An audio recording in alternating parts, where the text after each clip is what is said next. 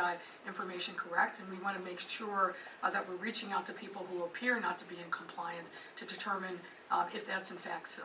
So it'll take a little bit of time to sort that out. We want to do belts and suspenders on this and give people the benefit of the doubt. But once we understand that people have not complied with the simple request to say yes or no, or that I'm going to take the testing option, then yes, we will be moving forward and putting people into no pay status. Well, could that be a process of days? Would that be weeks? Well, I don't want to, it's not going to be weeks, but it's not going to be Saturday or Sunday. It's going to take us a little bit of time to go through the information and then verify with the employees, as you would expect, that in fact they have not done what they were mandated to do. Thank you, Greg. Dana Kozlov, CBS. Hi, Mayor. Just going back to the police officer situation, are you concerned there will be a police officer shortage this weekend for either officers told to go home or officers who don't show up? No, I'm not. Again, as the chief said, I don't expect that to be an issue. And as I just said in answering to Greg Pratt's question, it's going to take us a couple of days to make sure that we've got the information correct. We're going to be reaching out to those folks who appear not to have complied. And then once we know that they haven't complied, then we'll be taking the necessary action. But that'll take a couple of days, and I don't think that process will be complete over the weekend. And also, it came up in... And I want to emphasize again, if you are working over the weekend on a 24-hour shift in particular, you need to show up and you need to come to work. If you do not come to work, that's a whole different issue that you're going to subject yourself to. People need to show up. They need to do their jobs. If they are placed into a no-pay status, when that time, if that time ever comes, they're going to be told that by a supervisor. And unless and until that time happens, report for duty. And on that same subject, is there a contingency plan, should there be shortages, unexpected shortages? Of course. And what would the details of that plan be? Overtime? So what I'll say is this. Of course, we always have contingency plans, and I'm not going to get into the details of that here. My hope is that we won't have to activate any contingency plans, but our number one priority, obviously, is to keep this city safe, and it's certainly my hope that sworn members of the department who swore an oath to serve and protect and abide by the laws of the Constitution of the United States, of the state of Illinois, and the ordinances of the city of Chicago, and who have been given a directive and an order that they will do so, and that they will not be insubordinate, that they will not follow the lead of FOP leadership that is not telling them the truth, that has misled them, and is tantamount to pushing them over a cliff without a parachute. I know our men and women of the police department are smarter than that, and I am confident that they will be in compliance. And if they're not, obviously there'll be consequences. William, Newsmax. No, excuse me, ma'am. You can give it a William Kelly, Newsmax. That's just your signal to behave yourself. Excuse me? That's just your signal to behave yourself, sir. The real Chicagoans that I talk to tell me that their real concern, the real epidemic that they're concerned about is your epidemic of violence in the city of Chicago, the shootings, the murders, the completely unsolved shootings and murders, by the way. On an average weekend in Chicago, we have 30, 40, 50, 60, 70, 80 shootings, okay?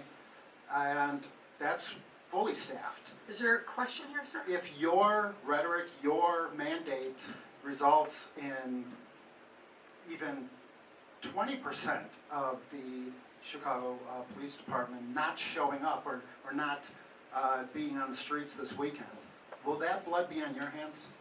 Well, sir, as always, you're hyperbolic and you're also wrong on your facts.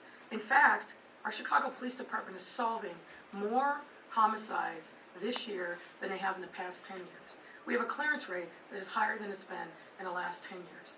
So you clearly like to peddle and hyperbole and rhetoric and all sorts of extremism, but the facts are the facts. And our police officers are working their tails off every single day. Our detectives are working their tails off every single day. And the challenges that we're facing in this time around gun violence are a result of many factors. And we've got to make sure that our county partners are doing their part. What I believe is that murderers, killers, rapists should not be out on the street. And we've got a significant problem with the number of people that are out on electronic monitoring. So we need the courts to step up and do their part and make sure that criminal justice in this city is actually real.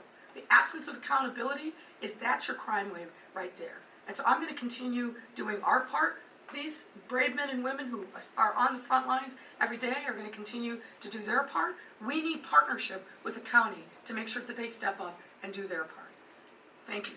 The only hyperbole that really matters is your hyperbole. So, sir, if you've got a question, Your second please question, answer it. William, But I'm please not gonna stay banter focused. with you. That's not what these press conferences are about. You've got facts, you have a question, answer it. Otherwise, we're gonna move on because others of your colleagues actually wanna ask questions and get to information that's important for residents of the city to know. Are you done? I believe you said to the FOP, bring it. That phrase is typically an invitation to a fight. Is that really the relationship that the mayor of the city of Chicago should be having with the FOP when we have a crime epidemic in the city of Chicago? What I said is, why don't you give her the microphone and not be, yeah, thank you, sir. Thank you for complying with some rules. What I said is that if the FOP is threatening litigation, I don't fear that. I'm a 30-plus year litigator. I don't fear lawsuits because I am confident that we have the law and the facts on our side. So if they want to bring a lawsuit, go right ahead. Mary Ann Mary Ann? Ahern, NBC. Mayor, the governor did say that he reached out to you, I'm not sure if he spoke to you directly or to your office, but did offer, if needed, resources from the state.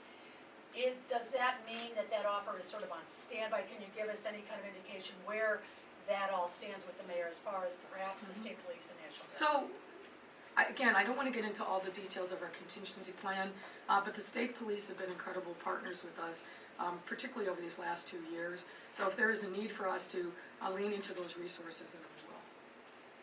Finally, some of the aldermen today, there was a divide, the ones we spoke to, some who said, let's take a pause, let's take a break, maybe perhaps not have this deadline right now.